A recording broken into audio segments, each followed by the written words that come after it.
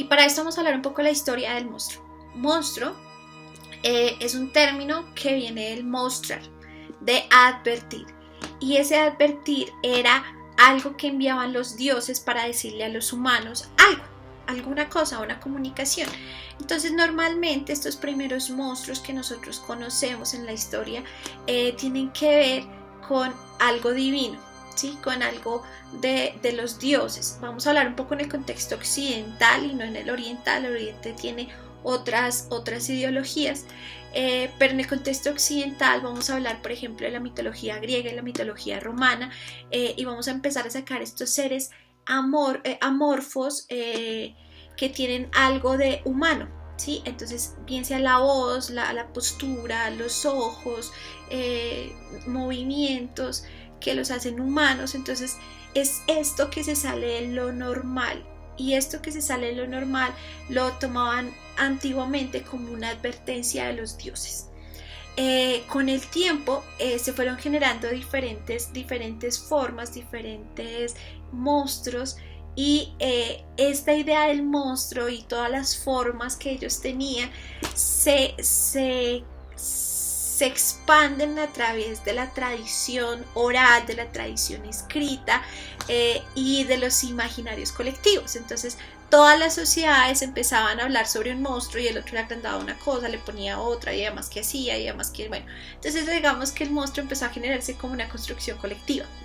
Luego, más adelante, cuando Europa empieza el tiempo de conquistas, el descubrimiento de América, el llegar a África, entonces empiezan a ver seres diferentes a los que ellos conocían. Hablo de seres humanos con otros rasgos, hablo de animales que ellos no habían visto, plantas, paisajes que eran totalmente extraños para ellos, y cuando ellos se regresan a Europa, lo que hacen es contar a través de sus historias y sus narraciones orales cómo era lo que veían, describen cosas que el otro no conocía y empiezan a generar otros monstruos. Estos monstruos que ellos generan vienen a través de un imaginario, de algo nuevo, de algo que no conocen. Vuelvo y digo lo que expliqué antes, el monstruo normalmente tiene que ver con algo que nosotros desconocemos, que algo que es para nosotros raro. Que se sale de lo que nosotros catalogamos como normal. Entonces, cuando esto sucede, empezamos a generar ciertos monstruos. Y lo que sucede después es que después de mucho tiempo de estos colectivos que se genera, por ejemplo, ellos no conocían la nutria, y cuando llegan a contar sobre la nutria, pues es una historia de unos animales fantásticos. Cuando empiezan a ver que en América hay oro, entonces empiezan a llevar historias a Europa de que las mujeres acá eran unas mujeres que devoraban hombres, que tenían unas bocas gigantes en el estómago, como en los vientres, que devoraban hombres con unos dientes grandísimos, y todo este imaginario empiezan a generarlo por diferentes razones, ¿sí? Entonces digamos que uno de ellos también podía ser el que no vinieran más europeos para que no se dieran cuenta de las cosas que ellos veían, y así empiezan a generarse ciertos monstruos en la historia. Y luego empezamos a pasarnos de estos monstruos externos, de estos monstruos que nosotros casi que les damos formas, a generar unos monstruos internos. Vamos a hablar un poco de Freud y de los miedos y del subconsciente, y entonces empezamos a través de la literatura y a través del cine empezar a generar monstruos, idea de monstruo. Entonces vuelvo y digo, de las cosas que nos dan miedo, que no tienen una forma, eso también se cataloga como monstruoso, y empezamos a evidenciar estos monstruos, el humano que genera a otro ser. Eso es monstruoso para cierta época, y entonces nace Frankenstein. Tenemos un poco a Edgar Allan Poe y esta literatura también que da miedo, que habla del monstruo, habla del monstruo en el ser humano, habla de eso que genera miedo, de eso que es raro. Vuelvo y repito, normalmente el término monstruoso alude a algo que no es normal, ¿sí? Pero esa alusión a algo que no es normal sería un poco rara, porque la normalidad es algo que nosotros como sociedad dictaminamos que es. Entonces es una transformación del término de monstruosidad, y al día de hoy podemos hablar que en la contemporaneidad había un monstruo, y es una de las cosas a las que más le tenía miedo la humanidad, por ejemplo, y la tecnología. Nosotros mismos la generamos, pero a eso mismo le teníamos miedo, ¿sí? Que la tecnología se viniera en nuestra contra. Y también, por ejemplo, teníamos miedo a la ciencia, ¿sí? A ese avance científico, a esos descubrimientos científicos que se pudieran venir hacia nosotros. Punto de eso, parte que ahora tengamos una inseguridad y un pánico colectivo sumado a la enfermedad y sumado digamos que al problema económico y social con el coronavirus. Esto ya en algún momento se había vuelto un monstruo para muchas personas y ahora es un monstruo así que tangible. Y es un miedo colectivo, ¿sí? Es una construcción colectiva. Eso es lo que nosotros llamamos monstruosidad.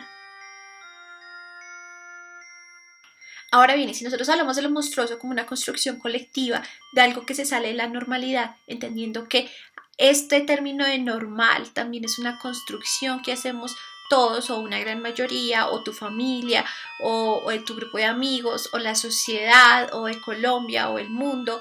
Es decir, lo que nosotros determinamos como grupo que algo es normal, pues digamos que mientras no se salga no es monstruoso.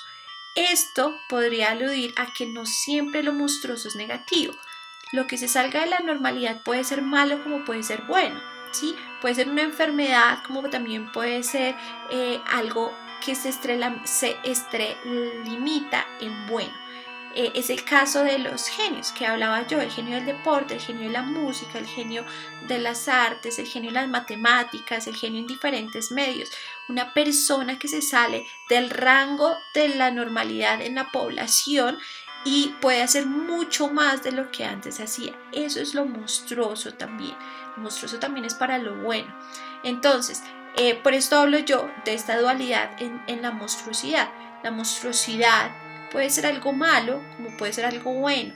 Y no todas las cosas son totalmente malas y no todas las cosas son totalmente buenas. Entonces es este yin-yang, ¿sí? Entre un poco de maldad y un poco de bondad al tiempo.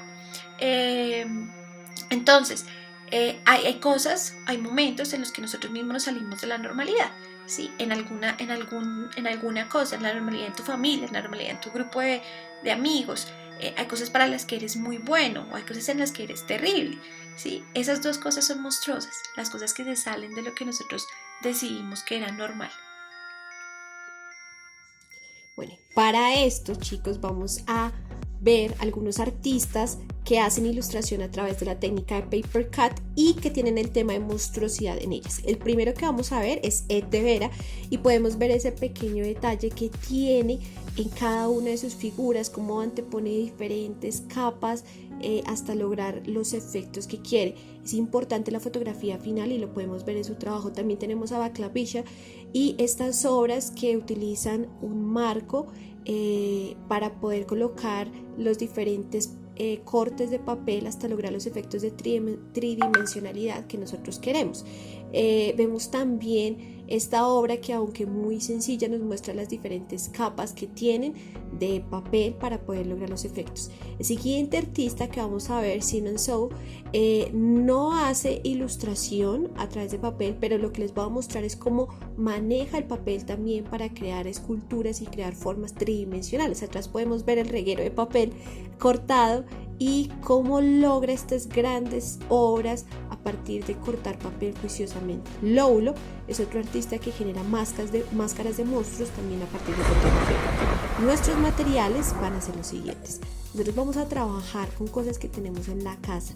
Vamos a trabajar con cartón, con papeles, vamos a trabajar con cajas, vamos a trabajar con cartulinas, con foamy, con palos, vamos a trabajar con todos los elementos que nos sean pertinentes para que podamos crear los volúmenes y que podamos generar los efectos que queremos. Vamos a necesitar una bitácora o hojas para hacer los bocetos. Vamos a necesitar materiales como lápices, esferos, tijeras, bisturí, colbón, pegante y muchísimo cuidado con la superficie con la que vamos a trabajar y nuestras manitos. Lo primero que vamos a hacer es hacer un boceto, es planear a través de dibujos muy sencillos qué es lo que queremos hacer y cómo lo queremos hacer. Vamos a tener diferentes opciones, vamos a estar haciendo de pronto imágenes de cosas que nos van a funcionar o no. Vamos a planear cuántos cortes de papel vamos a hacer, cuántos niveles o capas vamos a utilizar hasta lograr el efecto deseado. Y para esto vamos a utilizar todas las cosas que tengamos, desde publicidad, folletos, vuelvo y les digo, cartón, vamos a utilizar, si no tenemos un color, vamos a pintar un cartón del color que necesitamos y luego lo cortamos. La idea es no utilizar esfero ni marcador para hacer las formas de la ilustración. Lo único que vamos a utilizar es papel.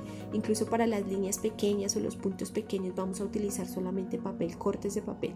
Entonces hacerlo con mucho cuidado. Cada quien va a hacerlo dependiendo del monstruo que haya escogido, y luego de tener todas las piezas vamos a empezar a limpiar y vamos a empezar a pegarlas una a una con mucho cuidado y con mucha precisión. Y finalmente vamos a tener un resultado como este. Ustedes me van a enviar no solamente una foto, sino alrededor de 2 o 3 fotos para ver cómo crearon a través de diferentes niveles. Y podemos mirar los artistas que les recomiendo. Entonces, cualquier inquietud quedo a través del modo pendiente. Nos vemos pronto, chicos.